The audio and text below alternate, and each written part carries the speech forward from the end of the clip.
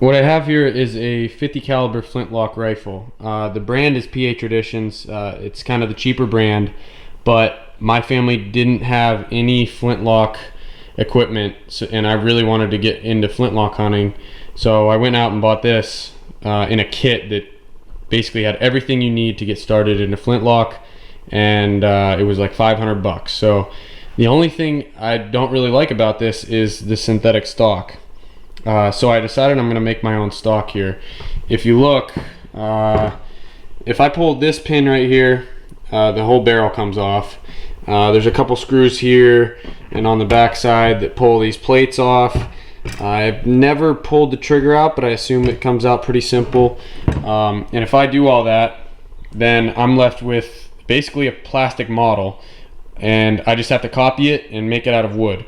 So I have some cherry trees that I cut down for another video. Those are out in the woods right now, and I'm gonna head out in the woods and cut those up and get them ready to seal. So, all right, so here's the tree. It got uprooted by the wind and knocked over, and that was about 2 or 3 years ago.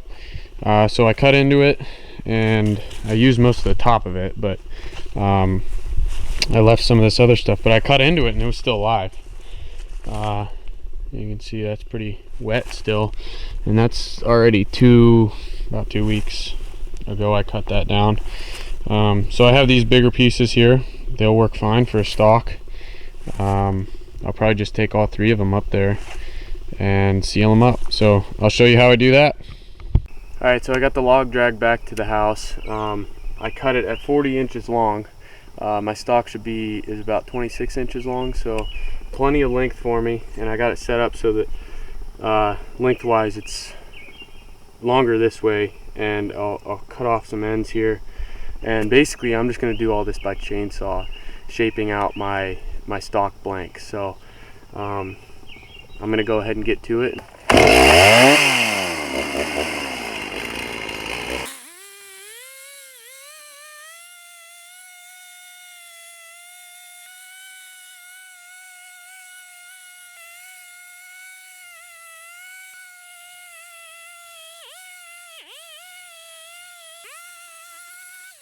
Alright, so I take that back. I'm not going to do it all by chainsaw, but what I did do is at least get a flat section, and I am going to take it inside and cut it on the bandsaw. I think I'll be able to keep it a lot straighter, and it'll be a lot easier.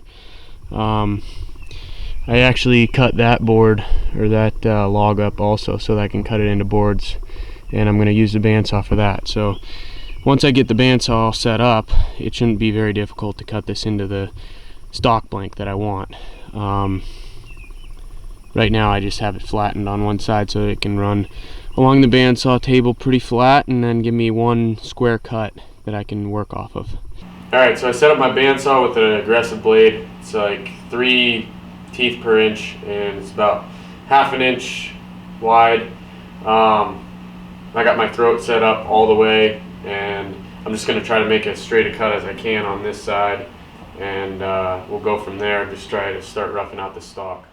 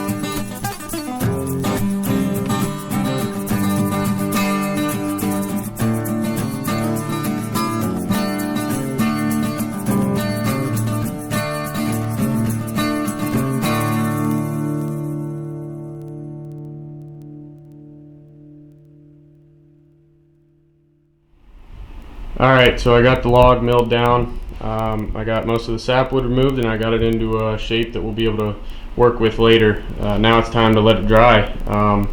So basically I just have to seal the ends so that they don't crack, and they say you're supposed to let it dry 1 year for every inch. So we're looking at this thickness right here. That's about 3 inches. So this would take 3 years to dry from what they say, but I'm probably only going to let it dry for a year and then work with it. And so I got my wax melted down in my pot here, and all I'm going to do is just drop the ends right into that pot and dip them into the wax.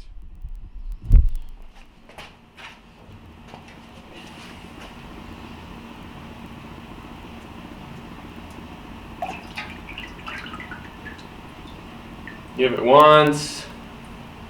You can see, probably better on this side, but you can see it went about 1.5 inches deep. I'll give it another one and that'll be done for that side.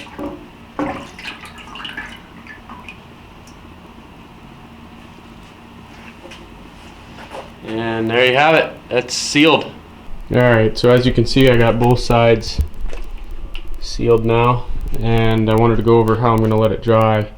When they dry lumber, they use what they call stickers, and they're basically just little pieces of wood like this, 1 inch to 1.5 inches wide, and they stack them on the bottom like I have here, and then they also stack them in between each board, and when they do it, they keep the stickers in perfect line as they go up.